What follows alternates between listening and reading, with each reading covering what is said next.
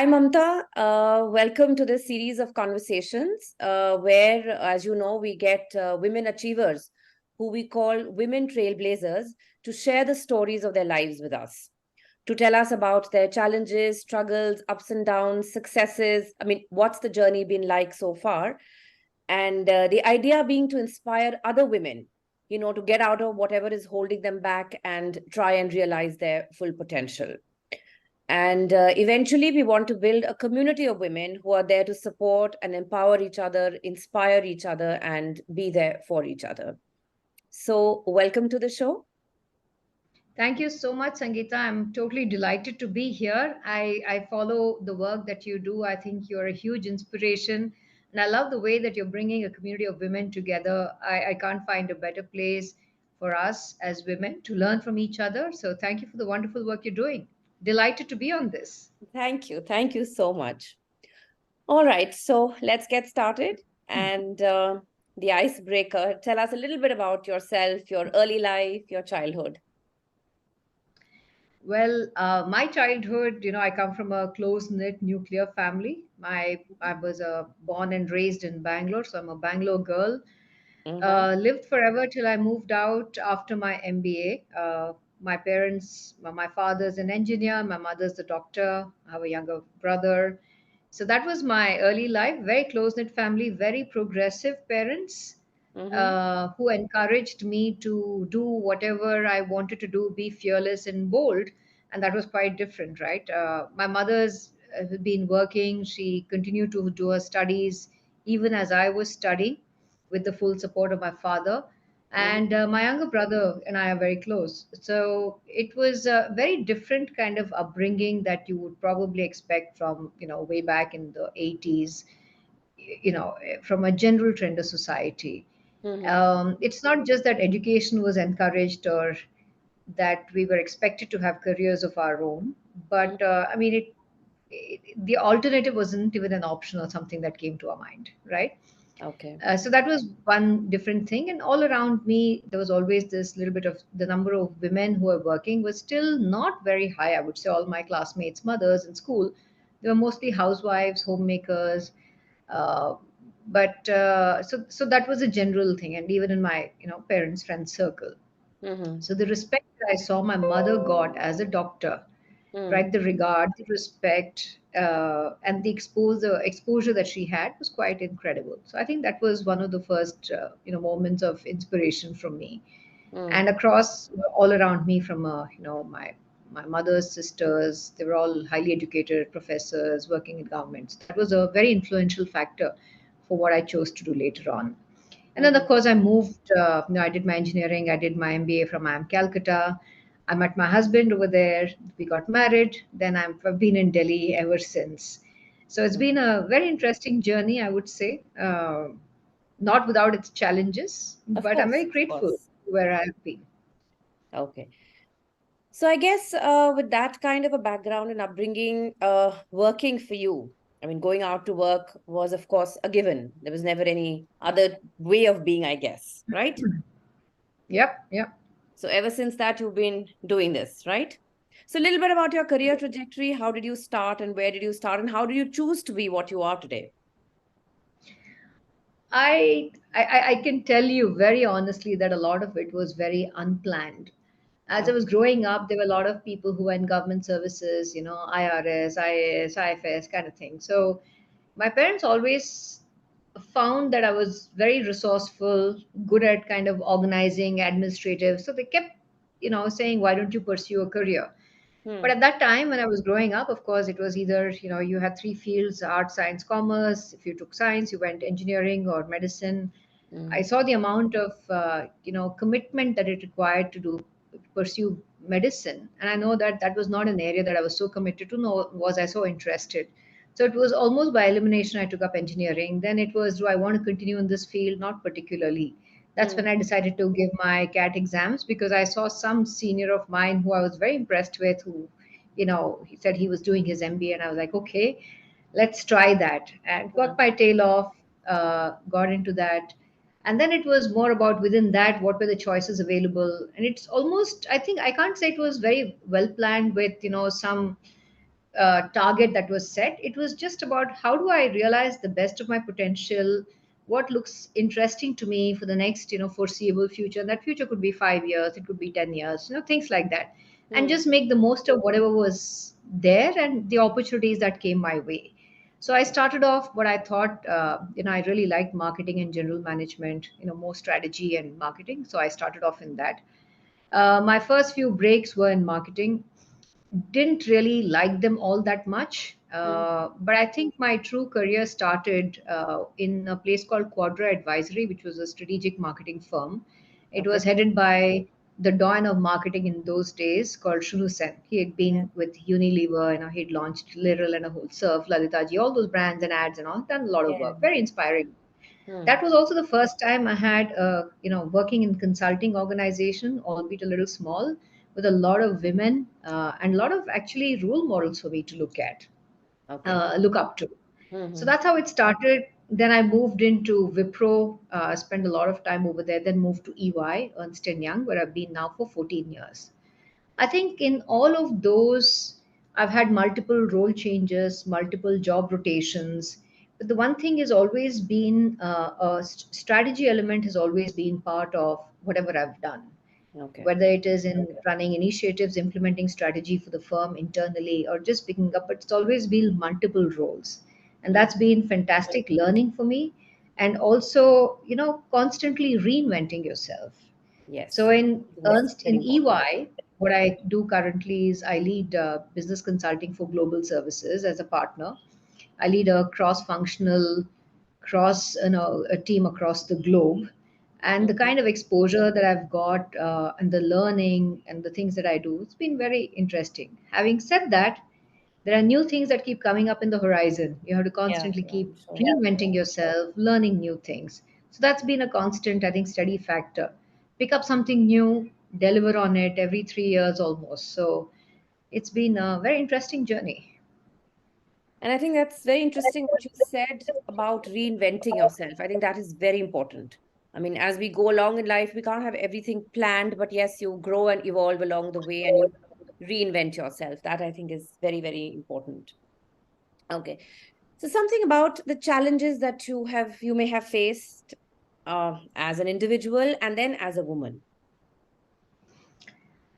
I think the challenges that we face, let me address the second one as women. Mm-hmm. So I've always worked in a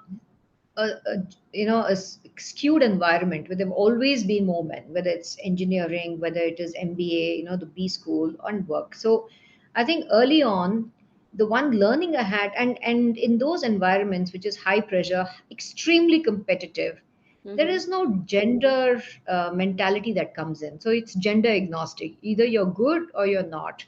Either you have it in you or you don't. Either you fly or you burn. It's almost like that. It seems, I'm just dramatizing it, but it Yeah. can be quite an aggressive environment. And I think that earlier on itself kind of removed the whole gender lens in terms of, oh, I'm a woman, I there are certain things I can't do or I can do. So that never occurred to me. So I Okay. didn't see any roadblocks from my own in my own mind because I was a woman or from a career perspective. Also remember that I came from a fairly progressive family where my father was always encouraging both me and my brother to follow whatever we wanted, and we had our mother as a role model doing exactly that, right? Hmm. So I think that gender thing did not stop me in my career.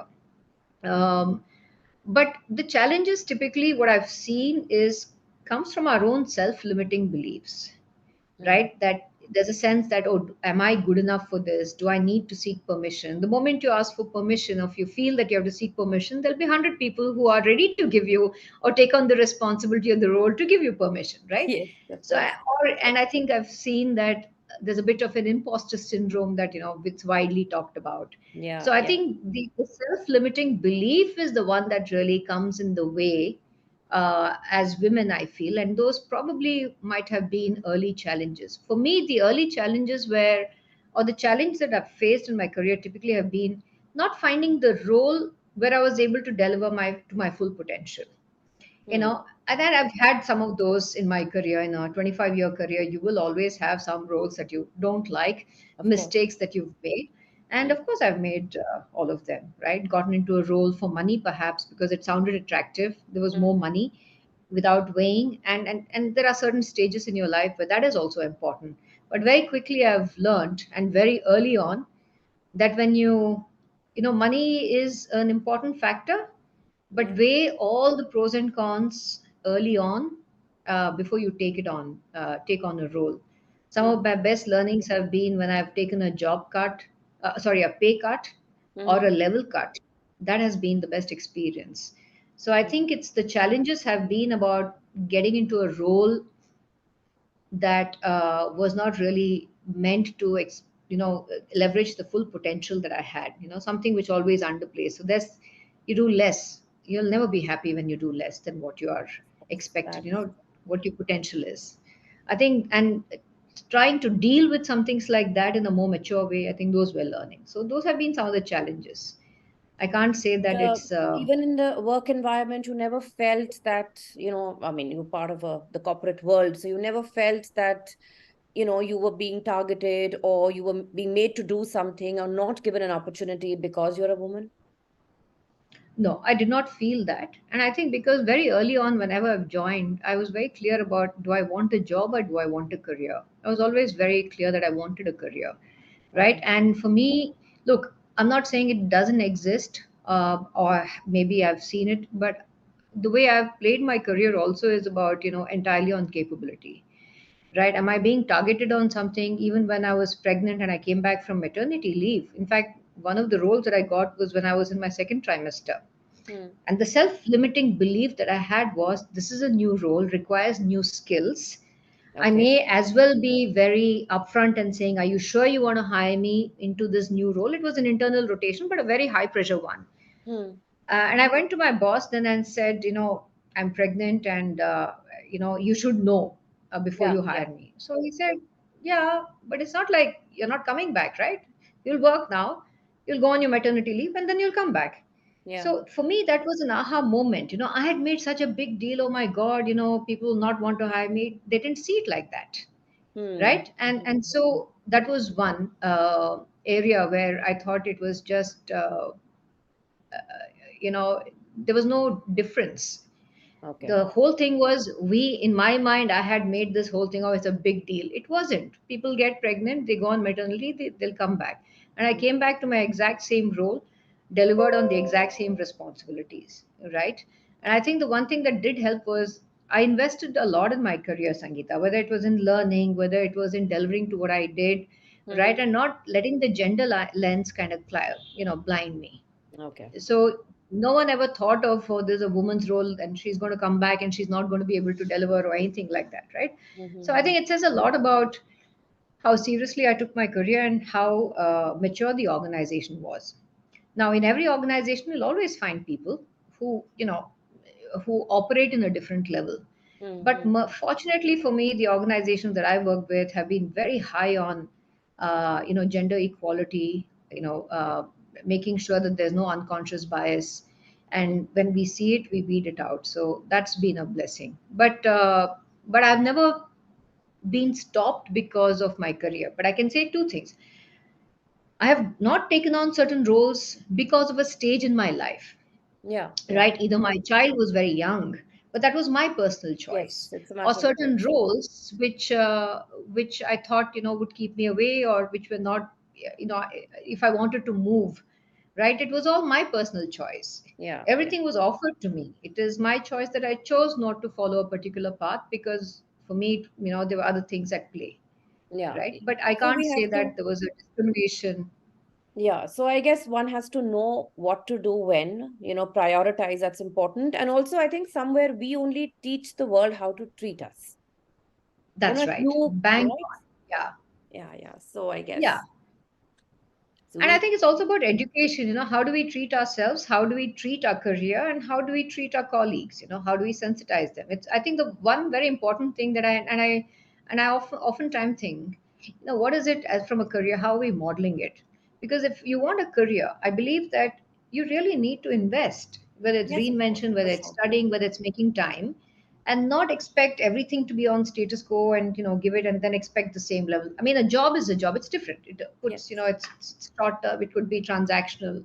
That's how I see it. And the way I've looked at my career is not about how fast or how high, but I think it's about how long and what all I get to see, Being right? able to sustain. So it's more about endurance and grit and determination.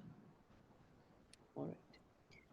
Okay. So, of course, a woman has to play different roles. I guess men also, but women, I guess, a little more. So, how do you balance the different aspects of your life or the different shades of Mamta, if I may put it like that? I think, I thought, there's something called balance. And now balance, the moment you think of balance, you think of a scale, you think of symmetry, you Hmm. think of, almost like perfection. I don't know. So I've stopped thinking about it more as balance, but more of integration, right? There are various aspects in your life that you'll have to keep integrating. Sometimes certain aspects will take a higher precedence, sometimes something else will take higher precedence, Yeah. right? And I think, and you're right, while roles, men's roles, women's roles, everything has evolved, society is also certainly moving. It's not at all moving at the same pace that Hmm. women's ambitions, careers, and opportunities have been moving, Hmm. right? There's always something or someone which will hold back, and I think it's normal. I'd be fooling myself if I said that women don't shoulder the higher level of responsibilities. I Hmm. think we do. There'll Yeah. always be exceptions. I'm always a little worried about making sweeping statements. There'll always be exceptions, but Yeah. True. generally, through studies, they have shown that women do a little more. So how do you balance it? I think one, I've tried not to be perfect in everything. In fact, I don't even aim for perfection Hmm. because that's unnecessary pressure that I feel that I put on myself. I don't want to say all women, I'll just talk about myself. Yeah. I think I would put a lot of unnecessary pressure on myself. Certain times, certain milestone years, whether it's in your own career, your own year, or your child's year, or your, spouses, partners, whoever, there'll always be moments when you will accelerate your career, then you'll have to, take it a little slow. So for me, it was the longevity that mattered rather than too fast. And I was very sure of what kind of choices I wanted, or how I wanted my career to be, how I wanted my personal life to be, and how I wanted. And its personal life just doesn't involve family or kids or pets or anything, but it was my own aspirations, who I want to be as a person, what I want to do as a person. So it's like, your family, your career, yourself, how do you integrate all of it, and Hmm. what takes precedence? So I think that's how I've been able to do it. Not much of balance. It's also a lot of just in time adjustments. It's Yes. like keeping Yes. many things in the air, and you land a few at some time. It's a lot of juggling, Yes. right? I don't say balancing. It's a lot of juggling, and it's a lot of very good project management kind of skills applied, Yes. very good organizational skills, and it's about integration. I don't look for balance anymore You in cannot life. actually. You Yeah, have to integrate and know when to do what. Like you said, what is exactly. more important at a particular moment of time, that is what you kind of, you know, And I think to be a little agile and flexible also. I mean, we of talk a course. lot about strategic agility in our lives and in our, in our careers and in the consulting work that we do, right? How do you keep making changes to your overall plan? How do you keep tweaking it? I think that's what you have to, I don't think being very rigid about something is going to help because you have so many unexpected things, unpredictable things coming at your way. So as long as broadly you're meeting that goal and working towards something, I think slight detours will always happen, and that's fine. Detours, That's pit fine. stops, call it whatever. All right. So, Mamta, 25 years of working, right? And Yeah. yes. So, okay, a bit of personal and professional. So, if you look back, what would you think has been your biggest success? I mean, it could be, I mean, when I talk of success, it's, I'm not only talking about in terms of a position or, money, material, not like that, but as a person, what do you think has been your biggest success so far? I think for me, it's just the fact that I've been very true to myself and maintained my independence Hmm. and not let the me, get overpowered by all the responsibilities and everything else that happens, right? Yeah. Yeah. Just maintaining the core of who I am, the way I have made my choices, the kind of freedom I have exercised, the kind of agency I have, Mm. and not given up any of it to anyone, whether it is, imagined or not falling to some of the traditional traps that a lot of people fall into. That society is going to say this, someone's going to say this, I can't do this, I can't do this, those self Yeah. limiting beliefs. I think recognizing them and not falling prey to them, I think would be, I think, one of the greatest successes. The second one is following my passion and experimenting, taking risks. Yes. Sometimes I did not know whether this role, how a role is going to turn out for me, or how a decision is going to turn out for me. But somewhere there's a gut feel, there's a level of, okay, this is a risk I can take, and taking those risks. Mm. Sometimes looking at an opportunity, recognizing an opportunity, and being able to follow through without being too boxed in about what if this goes, so not if, what if this could go wrong, Mm. but what if it went right, what would that do? So it's Mm. just, I think that thinking is the one that I would see as the one of the successes. Just Mm-hmm. the freedom, the control, I wouldn't say control, the accountability and ownership that I took for everything, Mm. right? So no one can say today that, oh, I can't turn around and say, I was not allowed to do this, or because of X, why happened. And it was all entirely my choice. So to look back on a 25-year career and say I did exactly what I wanted and all these choices were mine, I think it's a good one. I'm happy about Yes, it. it is very good actually. It is. It is very good indeed. Yeah. Okay. So, of course, not every day is the same. There are days when we are like, down and out, don't feel like doing stuff, and, the general highs and lows of life. So, how do you deal with those? I think general highs and lows are every day. I I'm If there's one thing I'm paranoid about, it's about getting negative thoughts and negative people impact me. Hmm. Because the moment you have negative thoughts coming in and you don't control it, you get into a downward spiral. Yeah, yeah. And that downward spiral could be anything. So what I try and do is just uh, reflect, try and be in awareness, and not let something impact me so much. There'll always be ups and downs, but just and it's momentary, the momentary frustration and anger. But I'm a big believer of sitting still and doing nothing, spending Okay. time in meditation. I Mm-hmm. think these, when you start practicing this on a regular basis, that helps. It may not show instantaneous results, may Uh-huh. not be all that impactful as you think. It's not like you'll become a saint and you'll, nothing will phase you and nothing will make you angry and nothing will get you down. Uh-huh. But recognizing what is the trigger, why Hmm. are you feeling this way, picking yourself up, dusting yourself off, and continuing. I think that is an important one. So for me, the stillness, the art of stillness, or the art of trying to be aware of yourself, I think that really helps. That's the only way I find my balance. I need my anchor in that. Mm-hmm. Um, And I it's think that's as simple or as difficult as that. yeah, and I think somewhere when you sit and reflect, because see, there things will always be there which will bother us, but we don't have to let them bother us. So I guess we have to, sit and reflect and understand what is it that is bothering us. And then, I sometimes I feel when you get to the bottom of the issue, it's something not as important. The initial reaction is, like you react. So rather than reacting, if you respond, if you think about it, Yeah. then sometimes those things are not that important also. It's just like you And I said, think necessary.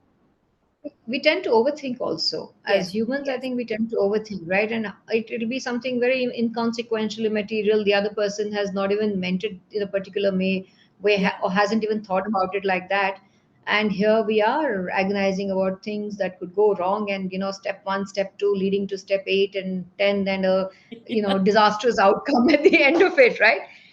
So I Yes, think yes. adding some distance and perspective really helps. I think, and a lot Yeah. of times it's, chaos is going to happen. It's always, nothing will be planned. And for most people, it'll be some, an important presentation, something goes wrong, someone else has a conflict, your help doesn't turn up, your dog is sick, so many things could happen. But Yeah, it yeah. is what it is. At the end of the day, it's not going to end, life doesn't end with that, right? So Yes. move And if it on. is going to end, then it will end anyways. Yeah, then it's of no matter to you. Yes, you're stressing over it is not going You're to help. beyond that. Yeah, Yeah, like I always say, if the heavens are going to fall, then they'll fall, no? I mean, my being there or fantastic. stressing over it is not going to stop them. Yeah. Yeah. Great. All right. So, Mamta, where do you see yourself 10 years from now? Hopefully doing something very interesting. I can't say I have a long plan. I mean, I'm just looking at the next 2 or 3 years and how that pans out, and then look at the next 2 or 3 years. But hopefully, I'll be doing something that I really like and making an impact, Great. the right kind of impact, whether it's on people or society or, however big or large. But definitely leading a productive and impactful life is what I see now. What exactly that boils down to and how it gets defined, I have no idea. No, obviously not. That only time will tell, but yes. All right. But I think impact, I think that for me that's important. What is the kind of impact that you, and I'm not worried about, what's the legacy and all of that stuff. That's, if you're not there, how does it matter what legacy and all of that stuff, right? For me, it's about, if you're here today or if you're here tomorrow, 3 years, 10 years down the line, what is it that you're doing which adds a more positive impact on the people or the planet or your community, right? How did you leave it better than you found it? Any Mm-hmm. situation, any Mm-hmm. interaction, any person. I think that's what it would. And of course, I'd like to continue to realize my potential or follow my passion or talent and explore various other facets of my life. And in what form or manner, I mean, that you should be open to, I feel. Making too much Yes. of a plan also could be True. detrimental. Yes. Some bit of suspense has to be there. Oh, Okay. yeah. So, Mamta, some of the learnings of your life. What has life taught you? Some lessons, something that you would like to share with us? I I mean, it's without. Um, I think it's like I said earlier on. What do you treat your for you know people who want to work, men Mm, or women? One is, you are seeing yourself as in a job or a career, right? And the kind of trade-offs that you make. I mhm, think it's very difficult to try and be perfect in every sense or everything go as per plan. I've realized that being agile and being a little more accepting of things is very important rather than getting disappointed that something didn't go your way. mhm, If there's an opportunity that you've missed, there'll be another opportunity. There's nothing that will get you down permanently except you yourself. So how mm, do you pick up and move on? I think that's one lesson. I already mentioned about the fact that you know don't look at uh, don't make changes because of you're getting a higher pay or whatever it is. The third one, which I found personally very important, is don't get caught up in the whole who's competing. A person X has farm is in a higher position, person Y has something better. We always compare ourselves with someone who is ahead of us, but we don't oftentimes realize how much we have done ourselves and look at the number of people that are not as privileged as we are, perhaps not as successful. And I think we forget to enjoy what we have in the moment. We're mm, always looking for that next big move, the next big whatever it is, without realizing, hey, look at yourself, pat yourself on the back, celebrate the little successes, celebrate the joys. I don't think we take enough time for celebrations. And I think that is something that I've learned to, celebrate, be thankful for it. And for the women, a lot of times who want to be perfect in everything, I'd feel that is something that we have to get a little more practical about, mm, because you can't be the perfect wife and perfect daughter-in-law and perfect this and that and everything and expect to have a full-blown career where mm. you are perfect at that as well, right? So again, not have too many expectations. I wouldn't say too many expectations. Don't have very unrealistic expectations, Yeah, yeah, yeah, I feel, and hold ourselves to some high measure that no one's holding ourselves to. No mm, one has come and told me that your house has to be perfect or you have to travel 40 40 days a quarter or anything like that. I think mm, sometimes you ask. And sometimes you clarify, and it's not, it's like, okay, someone tells you need to have this delivered, this presentation ready.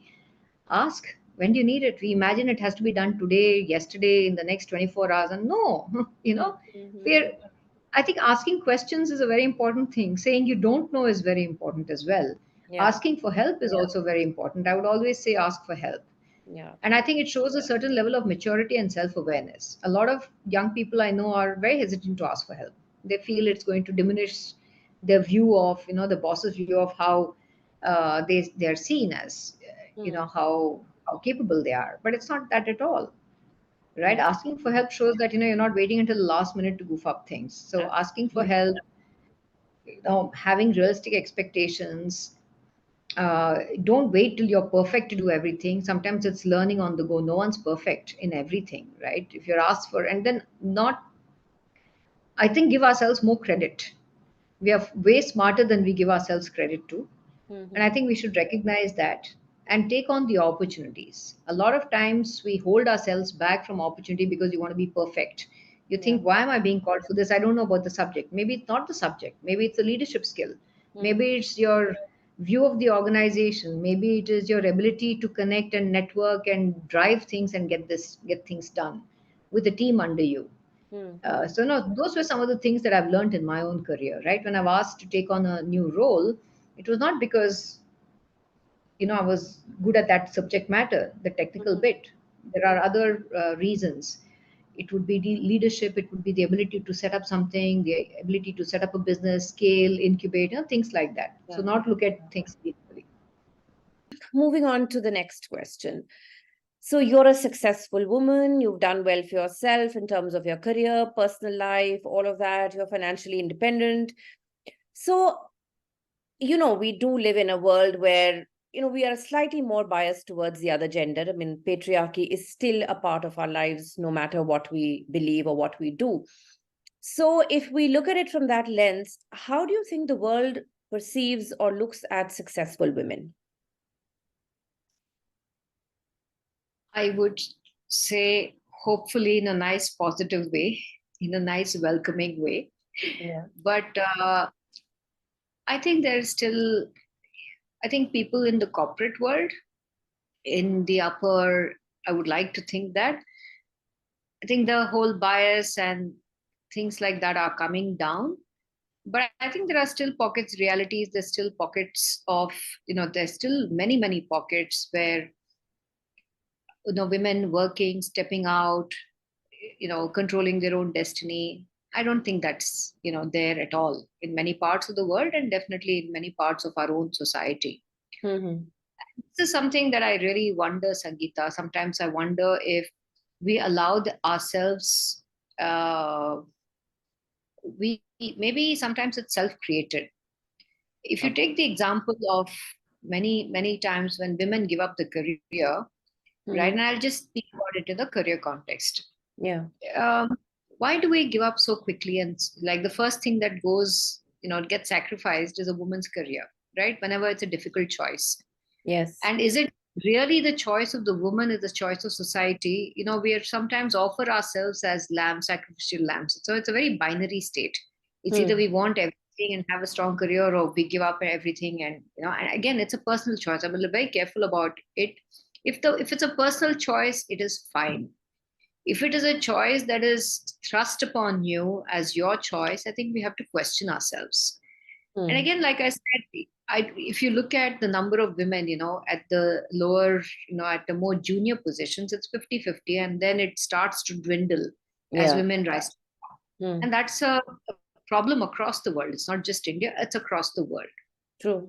And I think we are in the generation where it's still making that progress. We're not there. Hopefully, in the next two generations, we shouldn't even have these women's equality. That should not even be a topic. All Mm. these coaching, mentoring sessions that we have shouldn't even be there. These Yeah. unconscious biases, because by that time, when my daughter gets into the work stream, she shouldn't have to face all this, because she doesn't. She's not still very conscious of it now. It's Mm-hmm. much better than what it was before. But I often wonder, why is it so easy for women to give up their careers? And then when I see more and more successful men, more senior men, and you wonder and a lot of them, I think I would dare say more than 50% of them uh, probably don't have their wives working, right? Mm-hmm. Um, and then I wonder whose choice is it. So, and that's how I think we start to get conditioned, because then we want everything or we want nothing. There's Hmm. always, which is why I aim for integration rather than balance, Hmm. and I aim for the endurance rather than very, quickly rise high, and, the speed and acceleration. Sometimes it is just the endurance that sometimes works. Hmm. So when men look at, successful women, probably it's about what all has she given up, Hmm. right? It's like it has to come at the cost of something. And Hmm. what is the price they are paying for it? And I think a lot of it also depends on women, the way we exercise choices, the way we talk about what all we've given up or what we've not given up, because maybe we want everything very quickly, all of a sudden, everything, everywhere, all at once kind of thing. Maybe that doesn't work. Hmm. Maybe some of us haven't been able to pace ourselves, some of us have been pacing. And I think there's a little bit of give and take in everything, right? Whether it's a relationship, whether it's a career. Of course. So, um, if we have more and more women giving up their careers for a variety of reasons, which is not of their choice, I think Hmm. that starts to become the norm. And I Hmm. think that narrative has to change, however slowly. So, yeah, I mean, I see that a lot of men look at women's careers a lot with a lot of respect, successful, success, respect. And then I see a lot of women looking at other women's and their career about what all you've given up. Maybe the kids are not being taken care of well, you're not spending time with kids well, and all that stuff. So there's it's a mix.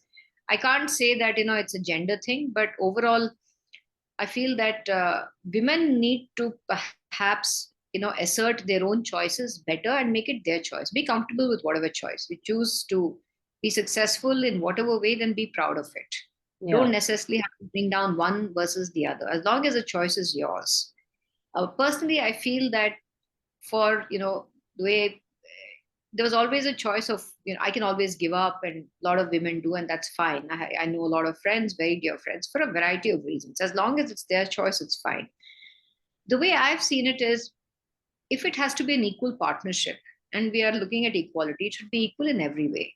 I Yeah. should be able to share the responsibilities of my partner, whether it's financial, whether it's emotional, whether it's, both of us working to make whatever it is that we want out of life from a successful perspective.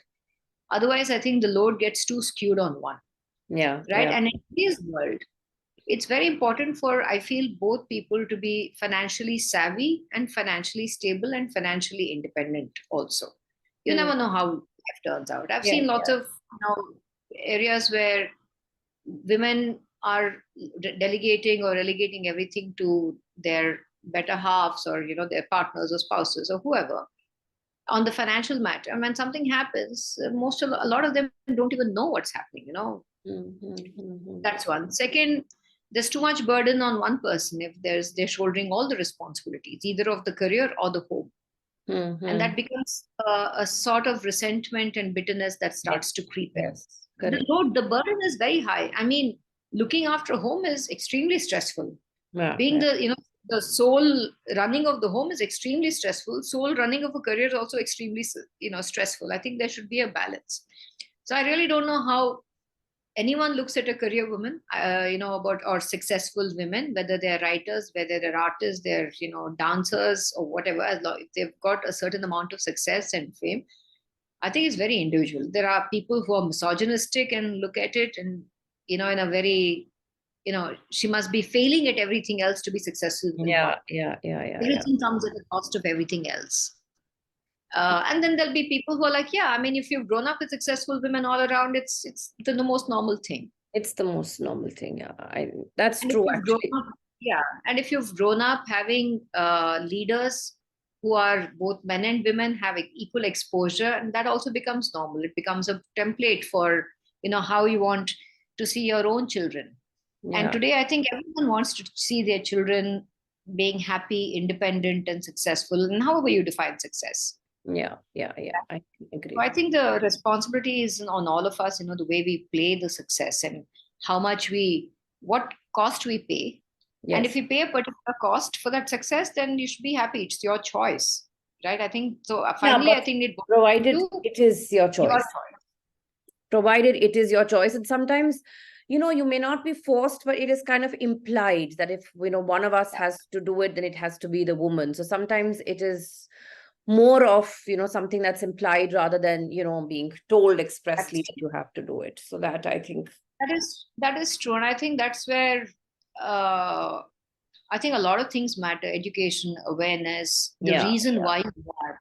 I think if you make it all about your see, there's always a thing about all about me, all about my passion, all that stuff, and also all about what might be good for the unit, the Yeah, yeah, family unit, yeah. Yes, yes. right? In terms of understanding the long-term risks and fulfillment, a lot of things that come into play over here. Correct. Uh, Agency of both the people, the woman, all of those things. How important is it? How do you expect the family to?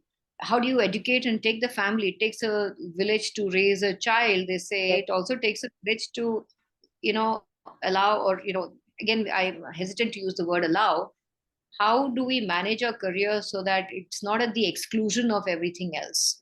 Yes, yes, yes, yes. No? And again, that's the whole point of integrating and making sure, there'll be sometimes when you have to take on the load a little more, Mm-hmm. sometimes the load a little less, whether it's financial, emotional, for family, for your children, all of that. I think the point is, what is the price we're willing to pay, and what is it that we're willing to integrate? Yeah, So, yeah, yeah, yeah. like I said, it's about the endurance. I really don't know what the right answer is, because it's such a landmine. Anything Yeah. can be misconstrued, and it's a very individualistic choices. But the one thing I really I wish people wouldn't do is, like you said, take the implied choice instead of Mm-hmm. working through, Mm-hmm. right? And then I think the bigger things, it has a cascading effect. For me, Yes, when yes, I look at it, absolutely. what does it mean? If you have a son and daughter, what are you teaching your daughter? What are you teaching your son?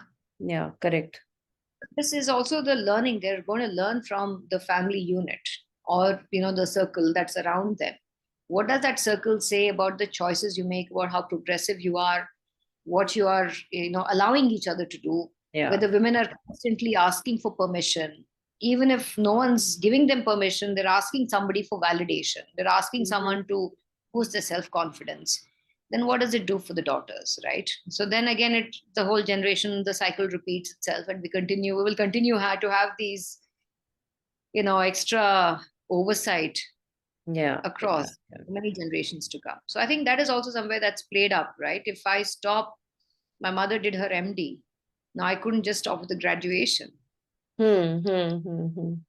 So it plays on my mind. And typically, when you educate a woman and make her more independent, then it's generations that gets taken Yes, care of. absolutely. It has a cascading effect. Yes, that's true. It has a much more broader than the cascading effect that men have, Yes. without No, no, I without get it. trying to Totally, totally. polarize, Of course. Yes. discussion. All right. So now you're someone who has done it, and I'll come to it, what you've done. And then we see a lot of people doing it as well, which is shifting gears, switching gears. I mean, you've not kind of let go of what you were doing earlier, but you've added on something else to your, what should I say, the list of things that you do. So, yes, being in the corporate world and now writing and your poems and all of that. So, what do you have to say about it? I mean, how is it that now we see more and more people who are doing more other stuff? I mean, it's not only what they were doing, I mean, trained to do, a doctor, engineer, or something, but they're adding on their passions to the list of things that they want to do in life. So, what do you have to say about this phenomena? I mean, I would put that question right back at you also, right, Sangeeta, for the number of things that you do, apart being an educator and the wonderful things that you're doing. Uh, the way I see it is, I think now I don't know whether it's a gender question, or I think it's gender agnostic, this question. But I Yes. feel people are beginning to follow their passion more and making time. I think there's a sense of awareness that this is one part of your life, Hmm. and there is much more that one can do as well without sacrificing. At the end of the day, all of us had passions when we were growing up. All of us Yeah. had hobbies when we were growing up. We were all playing a sport. We were doing many things. And somewhere I think it's now people are recognizing there's more awareness about being mindful, taking it, balance. I wouldn't say balancing, integrating more things. So Mm-hmm. people have started to go back to recognize some of those, I feel, and making time for it very mindfully. Now Hmm. that could come in. You make time for it, you start getting good at it, you start excelling at it. Then it's of a higher quality, and start taking it seriously. I think that's what's happening, and I think there is also recognition that work is going to be one part. Your corporate life is going to be one part of you, Hmm. and careers are also not the stickiness. It was not like you joined a company and you stayed there for 40 years, not all the time. Yes. Now we Yes. are seeing more and more people having shorter spans in one company. Yeah. So I think people are understanding that there is your work life, there is a family, there is a personal life. There are, how do you become a more fulfilled human being? How do you realize your potential? I think that's what's getting more people out. And it does help that technology is available for you Yeah. to pursue. We've become more efficient from that sense. There are lots more exposure and awareness. I think all of this is contributing to the fact that yes, you can do it, and it doesn't have to be like a Nobel Prize winning level, right? Yeah. Every Yeah. effort. Yeah. Yeah. I think just the opportunities and the ease with which we can actually do things. There are clubs everywhere. There Yes. are information about clubs. If you want to do something, you can be sure that so there's more access now, I think, and Yeah. therefore people are able to make that time. Hmm. I agree. I agree. All right. So, any piece of advice you would like to give to young girls who are on the threshold of their lives, their personal lives, professional lives, what would you like to tell them? I would say don't always keep asking for permission. You don't need it. Hmm. Don't assume you don't have freedom. Everyone got freedom in India in 1947. You All don't right. need to have you have freedom or you don't have freedom. It's yours. Hmm. Decide earlier on whether you want a career, whether you want to have a job. I would urge people to be financially, emotionally, independent, not be dependent too much. I mean, of course, it's your choice, and look to make an impact, a positive impact, Hmm. Hmm. right? I think there's a lot of human potential. How do you make a positive impact? Then there are some of the smaller things. Be kind in whatever you do. That's very Yeah. important. Yes. And ask for help. Ask for help, definitely. Because it's not that. And one of the things that I've learned a lot from a lot of very senior women, women who are 5 years ahead of me in their career, 10 years ahead of me in their career. I learned the most from women. I've Hmm. also got a lot of help from other women in Yeah. my career, as well as men.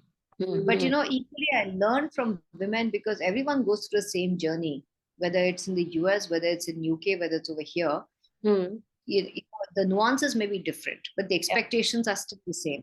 So how do you manage to some of the problems which when they're young seem insurmountable are Hmm. actually it's always a it's normal. Everyone's gone through it. There is a way around it, Yeah. Yeah. right?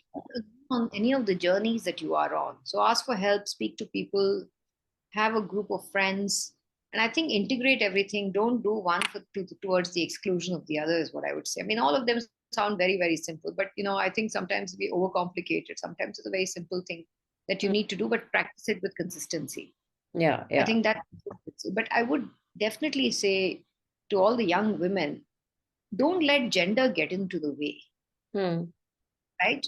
There is a lot of education that's happening around unconscious biases. There is a lot of education. And even men also want the same level of flexibility that women want.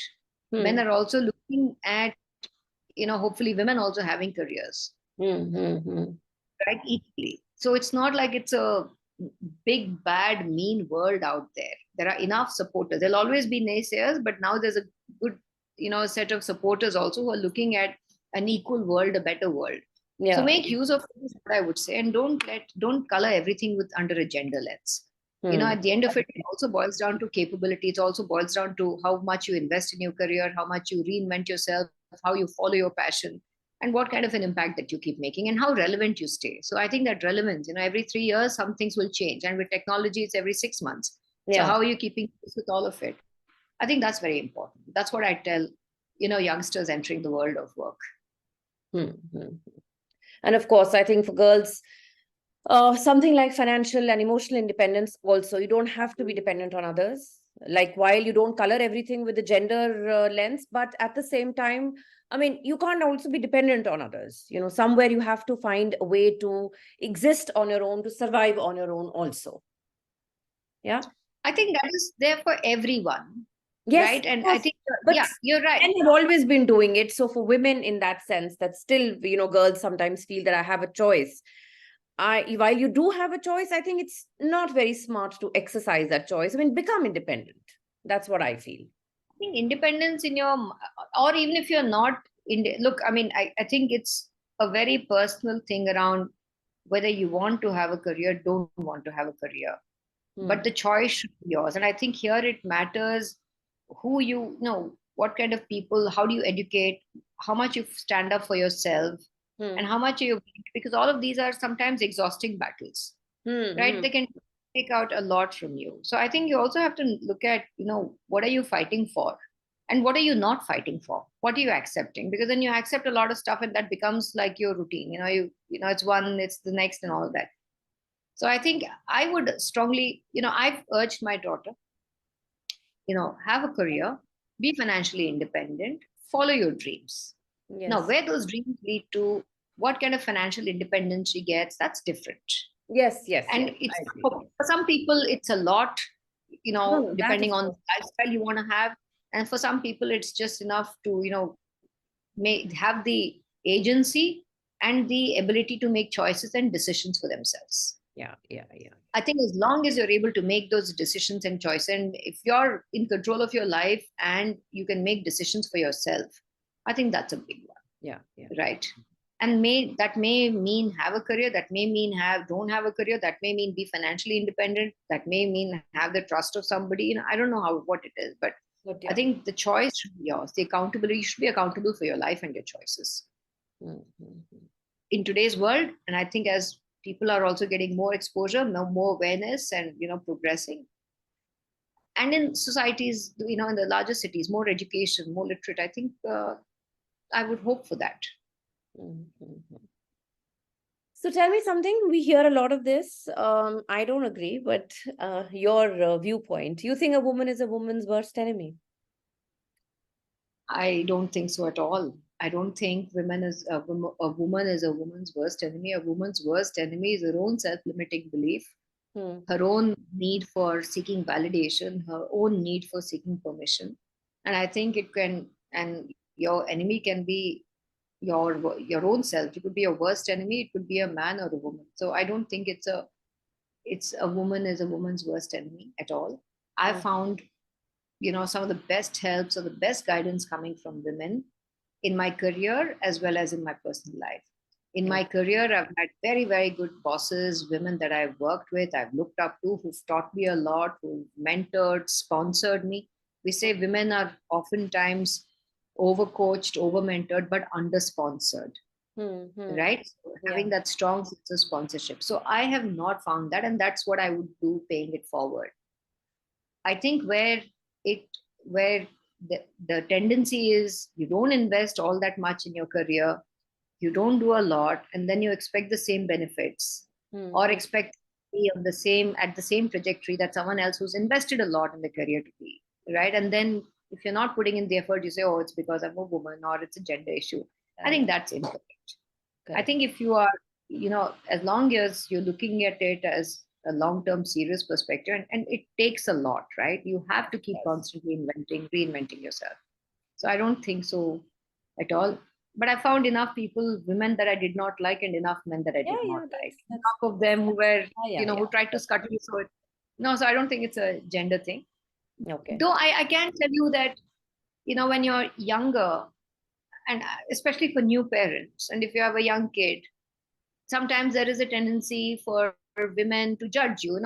You're traveling so much, you're out of the house so much, who's taking care of your kid, doesn't she feel lonely, doesn't he feel upset, things like that. And I think that adds a little bit of a guilt to all of us, and I feel that women tend to feel guiltier faster. Again, I'm only speaking for myself and some of the women that I am friends with or work with. There is a heightened sense of guilt, which is probably not necessary. And sometimes women knowingly, unwittingly play onto it. So I think there should be a lot more sensitivity around how we work and how we address some of it. It's not, I mean, it's not at all like you're abandoning your child for your career. No one does that. Absolutely. No one does that. No one does that. We're human beings But at the end of the day. How can we even think of doing that? Yeah. Yeah. and enough, control procedures. There'll always be a mother, mother-in-law, father, father-in-law, brother, Yeah. sister, Yeah. husband, wife will say, hey, you know what? I think this is so there are enough controls in place, right? So, but I think that's where sometimes it comes across as women are women's worst enemies. So sometimes when they're seeing someone's not, a senior woman is not helping the junior woman in her career, but then oftentimes it's not a woman thing. It could be a capability thing. Yeah. Yeah. Yeah. Definitely. Right? Definitely. Most of the time it's a capability thing. And that's what I've seen, when you kind of unpeel the onion and look at the reasons why, it turns out to be maybe a will issue or a skill issue. Correct. So, Mamta, the final question. Can a woman have it all? Well, can anyone have it all? Do you think men can have it all? I don't know. I think it depends on our definition of all. What do we mean by all? I agree. And every time we get something, we want something else. Right? No matter how much. You get a new car, you want a different, you get bored, you want a different model. You have something, you want something else. Yeah. So I don't think it's about, I think the question is whether women or men, I don't think anyone can have it all. It's about being thankful for what you have and figuring out what you actually want, how much you need and what you need. I think that's the whole thing. Otherwise, it's never enough. Yes. And our definition of what do we mean by can women have it all? You look at half the people, whether it's men or women, they get something, they're high achievers, not happy, they want something else. It's almost, I think it's about, instead of can women have it all, I would say, are we realizing our full potential? And I think the dissatisfaction comes somewhere in not being able to follow the path that we think we should be taking. Right? Being loud or not being able to make that choice for ourselves. I think that's translates into, can women have it all or can men have it all? If you ask, I think any human being, it's human tendency to always want something you don't have. Yeah, that's true. I think that's exactly what it is. I don't think any career, any life is without its ups and downs. Where there is happiness, there will always be sadness. There's always a duality. Yes. So we want that constant high, that constant happiness, the constant everything. That's not reality of life. Yeah. Right? It's always, it's an accumulation of small and big joys and happinesses at the end of the day. Absolutely. So I don't know if anyone should want to have it all or it's humanly possible to have it all. But I think it's about, are you realizing and living up to your full potential? I think the sadness or the lack or the misery comes when you're not doing that and you recognize it. Yeah, I agree. So your definition of all, I think, is very important. What is it that your all could be different from my all? So I have to know what my all is before I set out to, getting it. All right. Yes. Yeah. Yes. So yes, of course you can have it all. Now, whether you're a man or a woman, you can have it all. Yes, but you must know what your all is. All right. All right, Mamta. So it was really, really nice talking to you. I hope you felt the same because, I loved it. Absolutely. I hope this is of use to people. It's of use to your audience. I had the most delightful conversation. You made me think a lot, I must say. I'm glad. See, the thing is, I feel women across the globe, like you said, the situations could be different, circumstances could be different, but we all largely go through the same set of things, one way or the other. So it's just that I feel that as women, we can not only inspire, but sometimes, from our own lives, when we share, other people can relate, they can identify, and sometimes it's just that little thing, okay, she did it like this, so maybe I can also do it like that, so this is what the whole idea is, because a man cannot understand what a woman goes through, like a woman cannot understand what a man goes through. So I think it is important for us as women to be there, in the sense that I can understand what you may go through or you may have gone through as a mother or as a daughter or as a daughter-in-law. So I can share my experiences for you to pick on them and learn something. That's the whole idea. So I think... absolutely. Yeah. No, I think, and the other thing, as you were speaking, it struck me as we have to bring our authentic selves also. Yeah. You have to talk about and you have to normalize the conversation, especially for women. Yeah, That yeah. you do have responsibilities. You do have to look after and be at your child's, whatever school play or something like that. That your the way you set out to see, go through your day might have changed, right? And this, I think, and sometimes we don't understand the impact. We normalize a lot. We normalize and tend not to normalize. We try to make light of the various adjustments. But sometimes telling people, listen, I'm having a bad day. I'm having, an issue, a challenge at home, without trying to cover it up. I think men talk very freely about, I went to my daughter's baseball, this thing I had to, I have to leave on this day. I can't make it to the full length of the meeting because I have to attend my daughter's prom. Yeah. Men yeah. say it, and that happened, the most important meetings.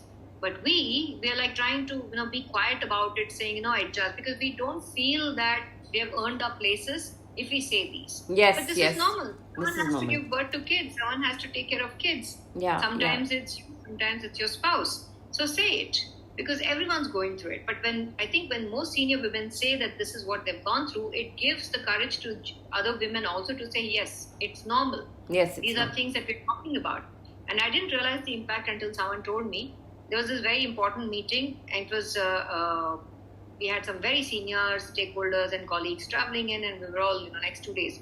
But that meeting to discuss what we're going to discuss in the meeting was very sudden. I had to be at my daughter's school. So I hesitated, saying, and I had a new boss at that time, and he wanted to see everything, and he was also getting up to speed.